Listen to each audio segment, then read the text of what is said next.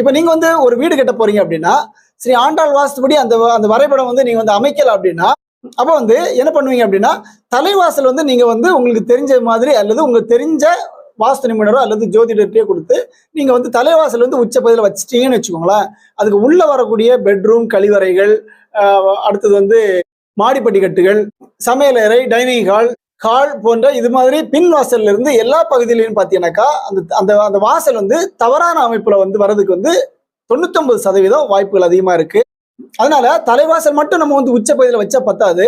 அப்ப உச்ச பகுதி அப்படின்னு சொன்னா எது அப்படின்னு சொல்லி நீங்க ஒரு கேள்வி கேட்கலாம். அந்த உச்ச பகுதி அப்படின்னு சொல்லும்போது ஒரு வீட்டினுடைய அளவு பார்த்தீங்கன்னாக்கா, சதுரம் அல்லது செவ்வகமா இருக்கணும்.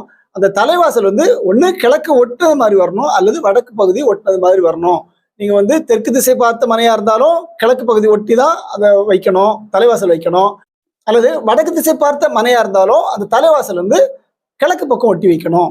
மேற்கு திசை பார்த்த மனையா இருந்தா வடக்கு பக்கம் ஒட்டி வைக்கணும். கிழக்கு திசை பார்த்த மனையா இருந்தா வடக்கு பக்கம் ஒட்டி வைக்கணும். இதுதான் உச்சவாசல்.